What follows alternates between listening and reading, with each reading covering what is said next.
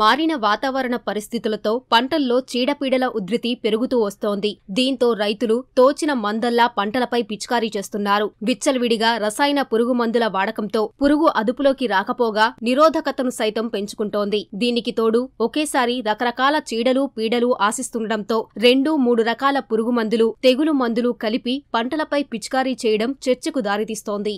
సంవత్సరం కొద్దిగా వర్షాభావం తక్కువ ఉందండి. దానివల్ల ఏంటంటే పైర్లకి కొద్దిగా తెగుళ్ళు ఎక్కువ ఆశించినాయి. దానివల్ల నల్లి, టిప్స్, బొబ్బర తెగుళ్ళు అనేది బాగా ఉధృతంగా ఉందండి ఈ సంవత్సరం. ఈ అప్ అండ్ డౌన్ వాతావరణం వల్ల ఏమవుతుందంటే మిరప పంట అనేది కొద్దిగా ఈ సంవత్సరం ఆశాజనకంగా లేదండి. మందు వచ్చేటప్పటికి తామర పురుగుకు ఒకదానికి కొడుతున్నామండి, తెల్లదోమకు ఒకదానికి, తెగుళ్ళకి ఒకటి మార్చి కొడతామండి. పంట పరిస్థితిని బట్టి 2-3 మందులు స్ప్రే చేయాల్సి వచ్చింది ట్రిప్కి. పత్తికి అయితే 2 రకాల మందు కలుపుతామండి, వరికైనా 2 రకాల మందు కలుపుతారు. మిరవ దాటక మట్టికి మ్యాక్సిమం 2-3 మందులు కలపాల్సిందేనండి. అప్పుడు మన మామూలు పత్తికి పురుగుకి వాటికి కొట్టేవాళ్ళం. ఇప్పుడేమో మన మామూలుగా పుచ్చు వస్తుంది, వాటి వల్ల అన్నీ కొట్టేస్తుంది. పత్తిలో వచ్చేలాగానే 2-3 రకాలు వేస్తున్నాం. ఎవరు చెప్పేది ఏం లేదు, ఎవరిది కుట్టుకుని పోవటమే.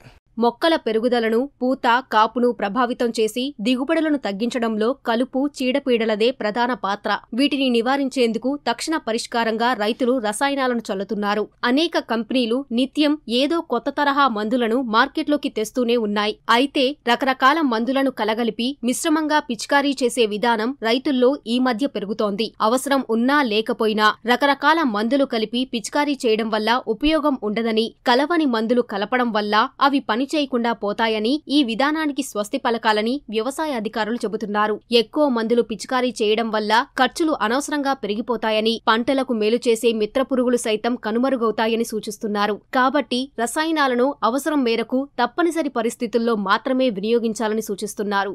ప్రత్తి, వరి, అట్లాగే మిరప, ఈ 3 కూడా ప్రధానమైన పంటలు సాగు చేయడం జరుగుతోంది గుంటూరు జిల్లాలో.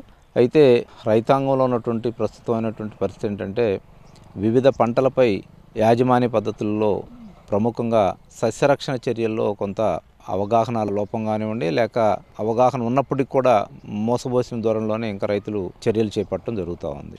అయితే రైతాంగానికి వ్యవసాయ శాఖ తరపున కూడా వివిధ రకాలైనటువంటి కార్యక్రమాల ద్వారా చైతన్యం చేయడం జరుగుతూ ఉంది. ముఖ్యంగా పొలంబడి కార్యక్రమాలు నిర్వహించి పంటల యాజమాన్యంలో సమగ్రంగా తీసుకోవాల్సినటువంటి చర్యలపై కూడా రైతులకి అవగాహన కల్పిస్తా ఉన్నాం. అందులో సస్యరక్షణ చర్యలు అనేటువంటిది ప్రధానమైనది. ముఖ్యంగా రసాయనిక క్రిమిసంహారకాల వాడకం అనేటువంటిది చివరి అస్త్రంగా మాత్రమే ఉపయోగించాలి కానీ భౌతిక చర్యలు, అట్లాగే మెకానికల్గా తీసుకునేటువంటి కొన్ని యాజమాన్య పద్ధతులు, పక్షి స్థావరాలు పెట్టడం కానివ్వండి, తర్వాత ఫెరమోన్ ట్రాప్స్ ఏర్పాటు చేసుకోవడం కానివ్వండి, yellow sticky traps, blue sticky traps, ఇలాంటివన్నీ కూడా పొలాల్లో పెట్టుకొని రసం పీల్చే పురుగుల యొక్క ఉధృతిని ఎప్పటికప్పుడు గమనిస్తూ మెకానికల్గా వాటి యొక్క ఉధృతిని అరికట్టుకునేటువంటి చర్యలు చేపట్టడం, అట్లాగే బయో ఫంగిసైడ్స్, బయో పెస్టిసైడ్స్ ఇలాంటి వాటిని కూడా జీవ సంబంధమైనటువంటి క్రిమిసంహారకాలని, శిలీంద్రనాశకాలని వాడుకునేటట్లయితే ఈ పర్యావరణానికి కూడా ఎలాంటి నష్టం కలగకుండా, అట్లాగే మన మిత్ర పురుగులకు కూడా ఏ విధమైనటువంటి ఇబ్బంది లేకుండా ఉండే పరిస్థితి ఉంటుంది.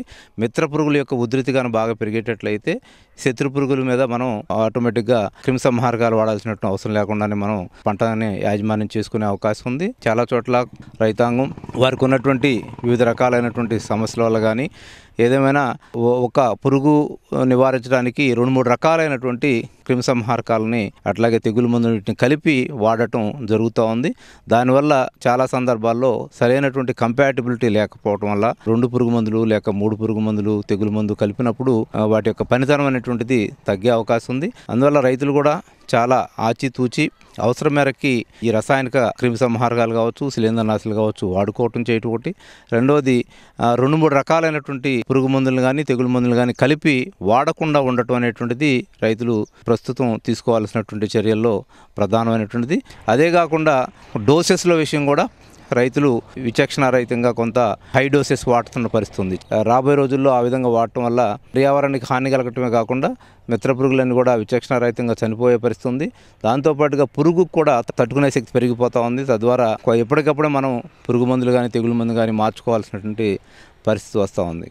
కాబట్టి రైతులు విచక్షణతోటి రసాయనిక క్రిమిసంహారకాలు కానీ శిలీంద్రనాశకాలు కానీ వాడవలసిన అవసరం ఉందని చెప్పి తెలియజేస్తాం. సమగ్ర వ్యవసాయ విధానాలను విస్మరించిన రైతులు రసాయనాలతో మిత్ర పురుగులను, తేనెటీగలను, పక్షులను తరిమేసి ఒడిదొడుకుల వ్యవసాయంతో తలమునకలవుతున్నారు. సేంద్రియం, ప్రకృతి, సహజ వ్యవసాయాల పేరుతో సాగురంగాన్ని పూర్వపు స్థితికి తెచ్చేందుకు కొందరు వెనక్కి వస్తుండగా రసాయన వ్యవసాయం సవాలుగా నిలుస్తోంది. ఇలాంటి పరిస్థితుల్లో వ్యవసాయ శాస్త్రవేత్తలు, నిపుణులు దీనిపై రైతులకు మరింత అవగాహన పెంచాల్సిన అవసరం ఎంతైనా ఉంది.